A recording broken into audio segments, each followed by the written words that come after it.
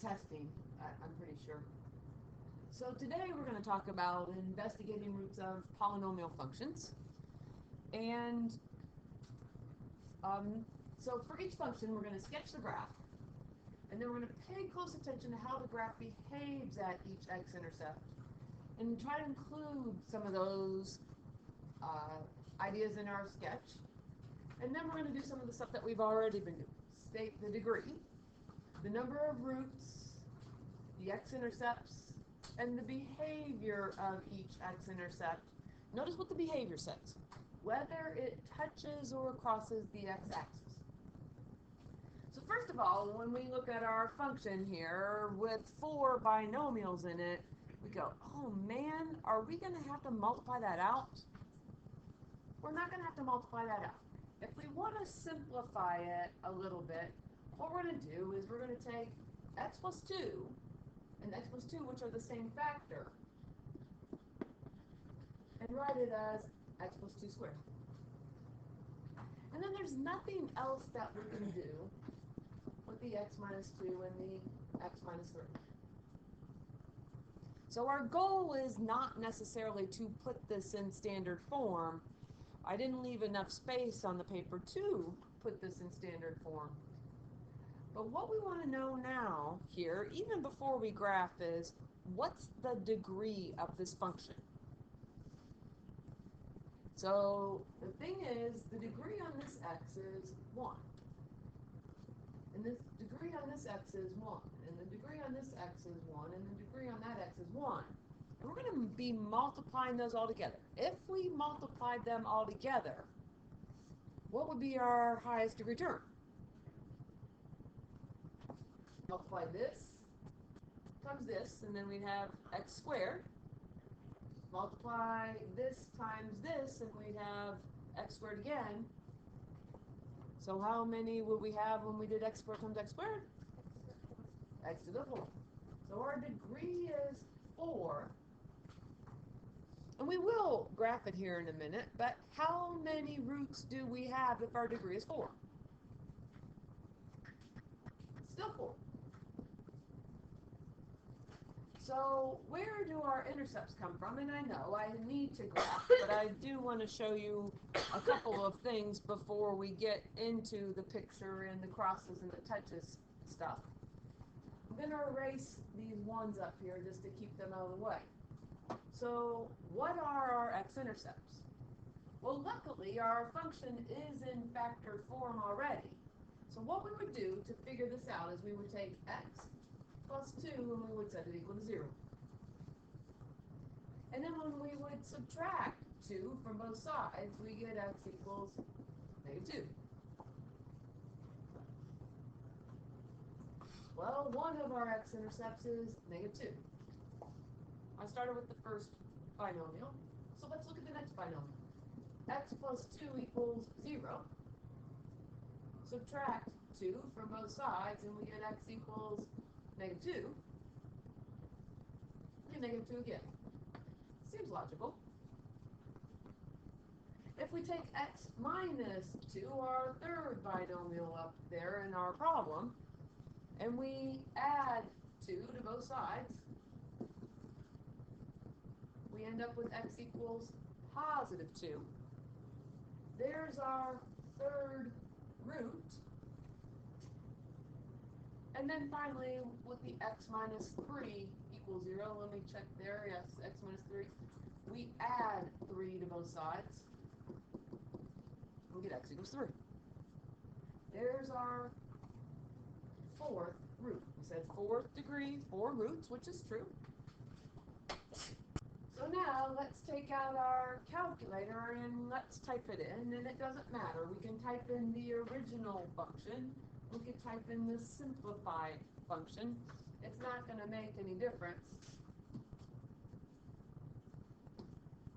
So we have x plus 2 times x plus 2, and I know it takes a longer time, times x minus 2 times x plus minus 3, x minus 3. We again, we could have typed it in the simplified version, but we get our picture. So let's draw a sketch on our paper here. What we see is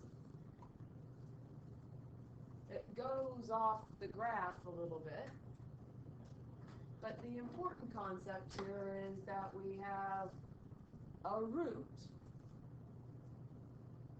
at -2. We have a root at +2, and we have a root at +3. And we're going to do the best that we can to draw this. It goes off the graph, so I'm going to make that go off the graph.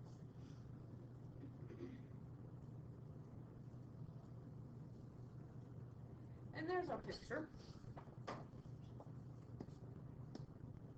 At least our sketch.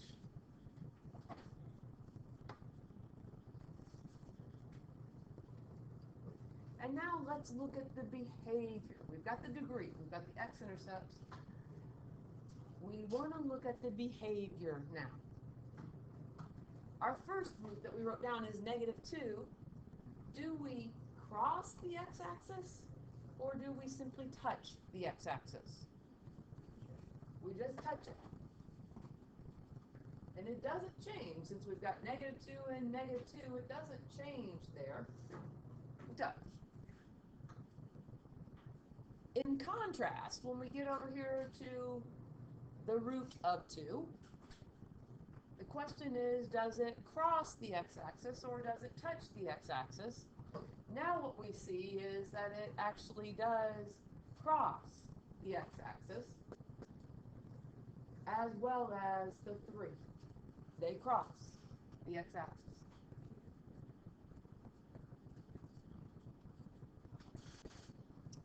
Kind of sort of with me. So let's try another one. Oh my goodness. F of x. And we've got 1, 2, 3, 4, 5, 6 parentheses. Well, even before we deal with the simplified form, what do you think the degree of this is? 6, because we've got x to the first, and x to the first, and x to the first, x to the first, x to the first, x to the first. If we multiply these all out and put them in standard form, we eventually would end up with x to the 6th. So if we have a degree of 6, how many roots will we have? 6 roots. Now, let's put that in simplified form here. So we're looking for any values that are the same. Exactly.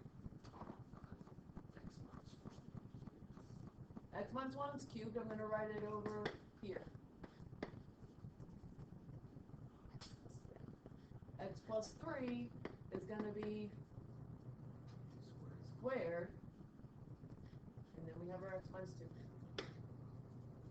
So there's the simplified version, and eventually when I type it in, I'm going to type in the simplified version. But you can type in either one, the original equation or the simplified version.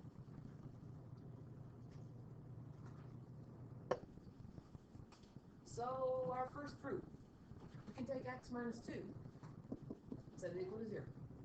And I hope eventually, by the time we get done with these notes, that you don't even have to do that step. We get x equals 2 as one of our roots.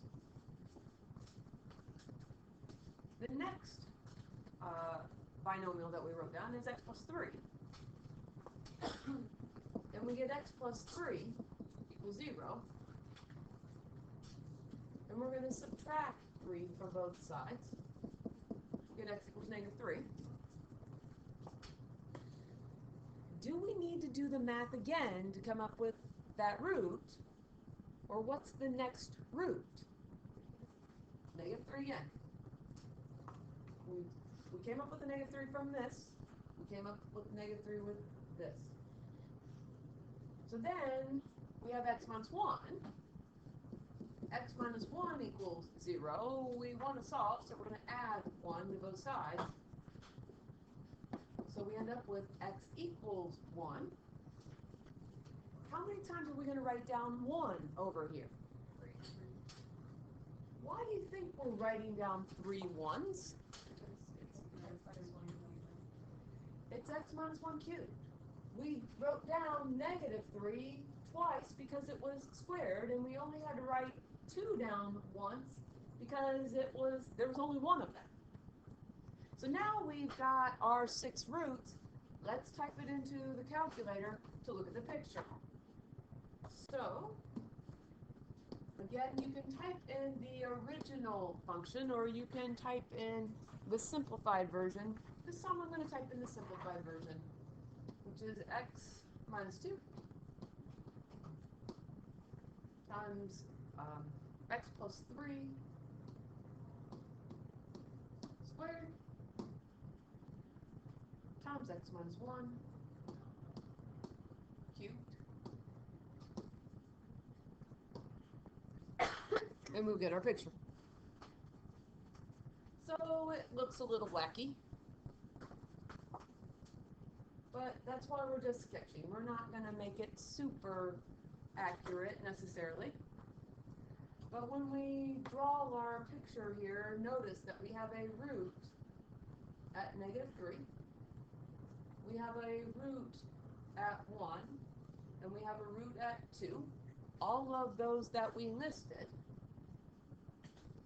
Do the best that you can, because it's pretty narrow over here when we do this part. Again, it goes off the graph.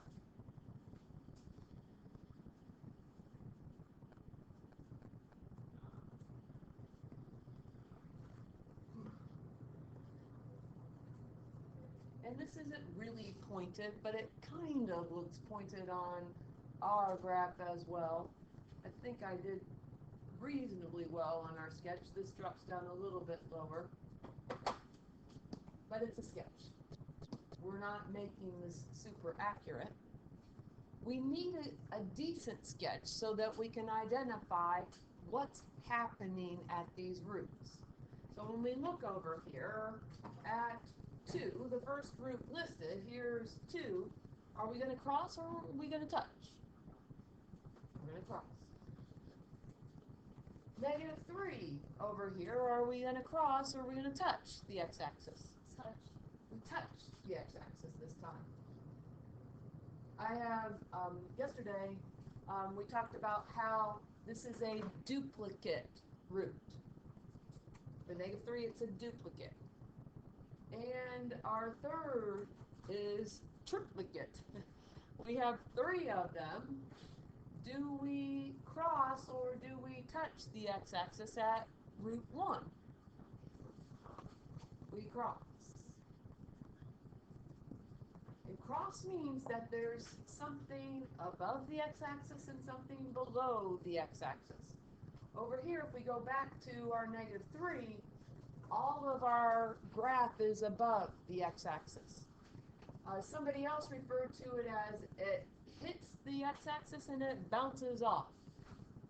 So it bounces right back up, is how I've heard it referred to.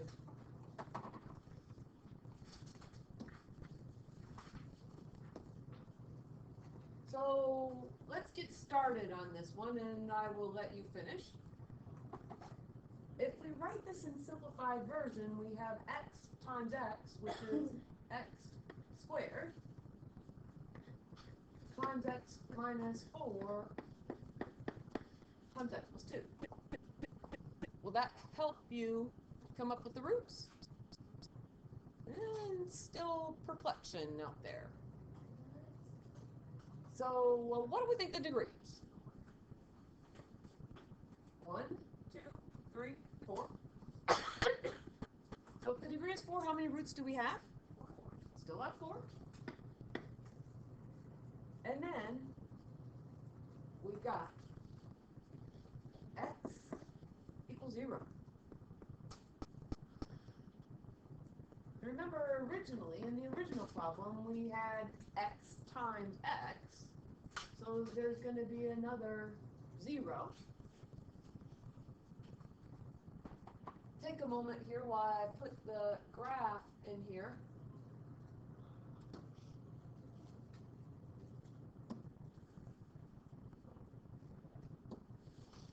We also had x minus 4 equals 0. So if we add 4 to both sides, we get x equals 4.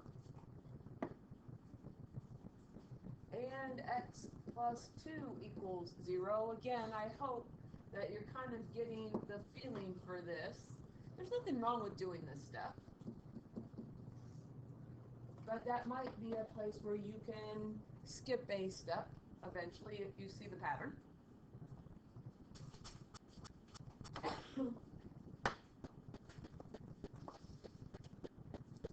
So let's draw the picture now.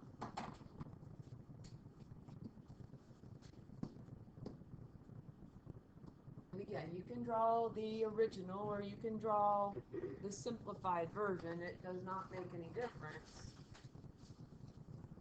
We have x squared times x minus 4 times x plus 2.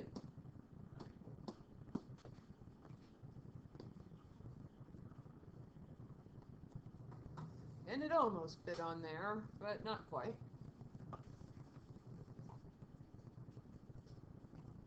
We want to get the correct roots in here. Pay close attention to that.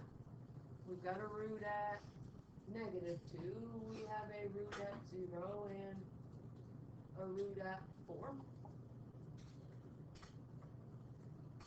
And we're going to do the best we can to draw this. Ooh.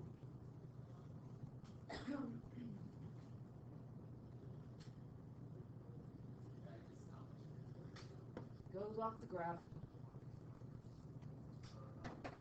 Something like that. Not my best picture, I openly admit. But once we can get a picture drawn, we can identify whether something crosses or touches. So at 0, we have a duplicate root.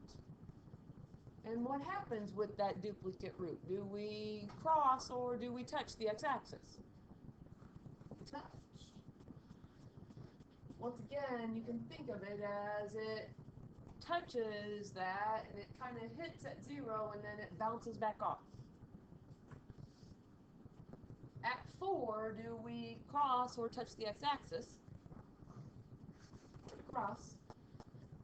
At negative 2, do we cross or touch the x-axis? Remember that cross means that there's something above the x-axis and something below the x-axis. So now that we've looked at these 3 graphs, I wonder if we can make some sense out of them to pull this together. And it says, what is the relationship between the degree and the number of roots? I bet you know this one.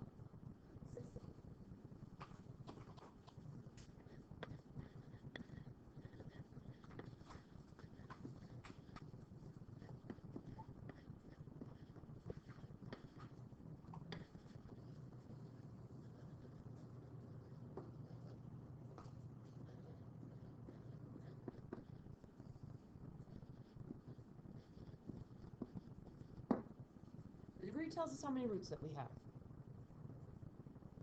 Same roots, same number of roots as degree.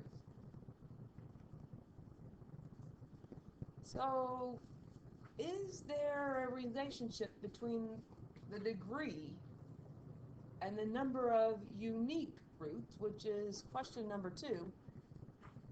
And first of all, let's go back and look at a couple things and talk about what a unique root is.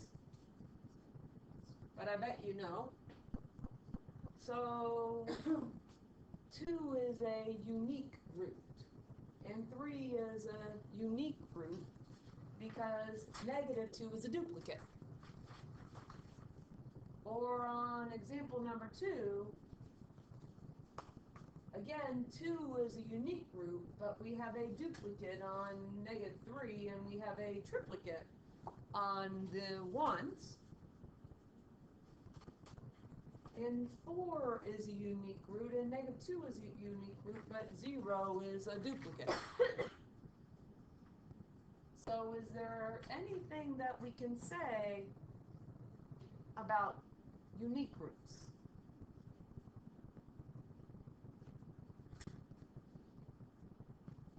Well, yes there is. Unique roots, did I spell it right? Unique roots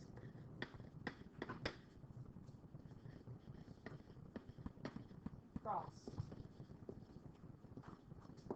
the x-axis.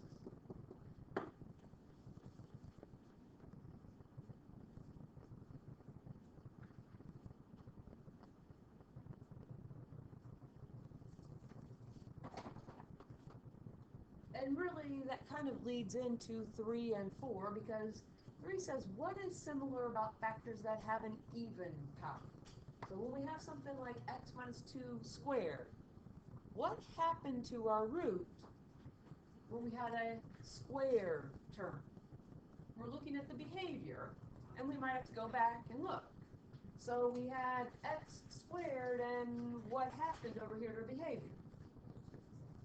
We had 2 of the same, and we touched. If we had even, so we had x plus 3 squared, so we had 2 of the same, and what happened? We touched.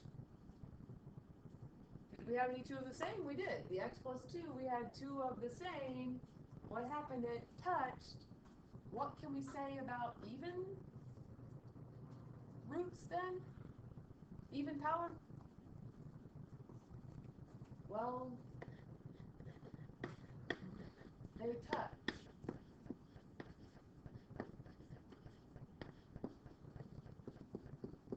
The x-axis.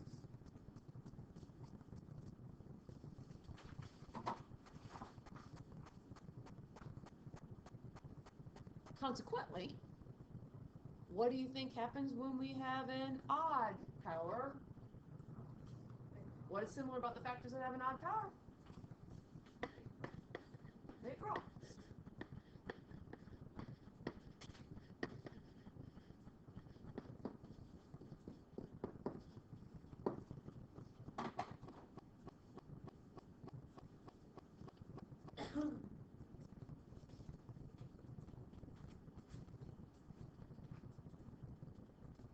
So in general, if we want to make a statement, in general, all factors with even multiplicities, that's when we have a duplicate that's an even number.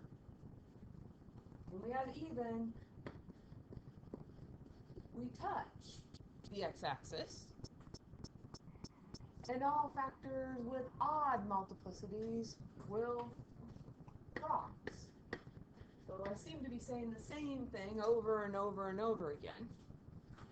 A little bit extra here is if we have a multiplicity of 1, then factors with the multiplicity of 1 will look linear at the x-intercept. So I didn't leave myself a lot of space, but it's a very simple sketch here. I drew a line, a slanted line. And factors with the multiplicity of 2 will look quadratic at the x-intercept. So if you really went back and looked at each of the graphs, when we had that multiplicity of 2, it either looks like this, or it looks like that for our quadratic. And finally, we haven't really talked about factors with the multiplicity of 3, 3 being a cubic polynomial. So this will look cubic, and we have talked about cubic, but we haven't talked about the picture per se. But what it looks like is kind of a sideways S.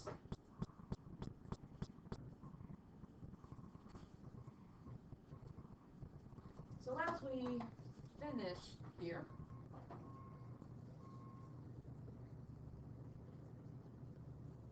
count the total multiplicities for each of the problems in functions 1 through 3. So if we flip back our paper on number 1, what we had on number 1 is we had the x plus 2 quantity squared. We had a multiplicity of 2, and then we had x minus 2, and then we had x minus 3. So our total multiplicity here was 4. If you remember on example number 2, and you can flip your paper over, but on example number 2 we had 6 parentheses. We had an x minus 2, which didn't have any power written on it, but we can assume that it's 1. And then we had x plus 3 squared, and then we had x minus 1 cubed. So our total multiplicity on problem number 2 is 6. Numbers are probably looking familiar. And then if we look above here on our paper, we see that we have x squared. There's the multiple or the duplicate. And then we had x minus 4. Again, no exponent written. And we had x plus 2, no exponent written. 2 plus 1 plus 1 is 4. Hopefully those numbers look familiar, because what those multiplicities equal here, multiplicities are equal to the degree of the function.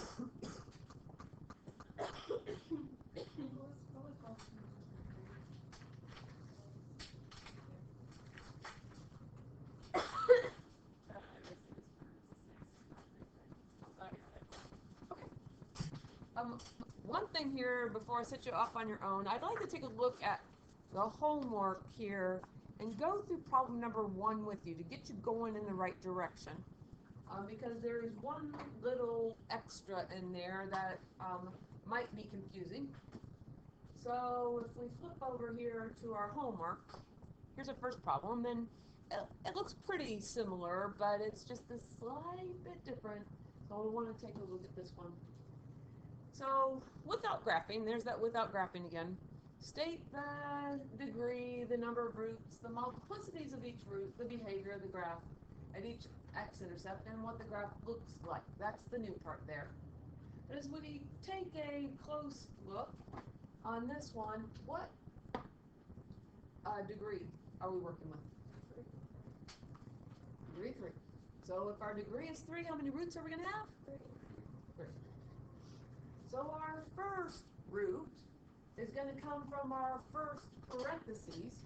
And again, some of you can do this without, but I simply would take x minus 5 and set it equal to 0. Add the 5 to both sides, so we get x equals 5. There's our root. What's our multiplicity? 2. The exponent on that parentheses. 2 is an even number. When we have an even multiplicity, will our graph cross or will it touch the x-axis? Judge. Now, here's the new part. Behavior. When our exponent is 1, when our multiplicity is 1, it will be linear. When our multiplicity is 2, it will be quadratic. When our multiplicity is 3, it will be cubic. So on this particular case, what are we going to look like? Linear, quadratic, or cubic? It'll be quadratic. So we come over here, and there's our first root. And it's actually our first and our second because there's a duplicate. But on this one, we're going to take the x plus 2 and set it equal to 0. And then we're going to subtract 2 from both sides, so we get x equals -2. What's our multiplicity on this one? 1. So 1 is an odd number. Do we cross or do we touch the x-axis when we have an odd multiplicity? We cross. And because our multiplicity is 1, will it look linear or quadratic or cubic at this value? It'll look linear.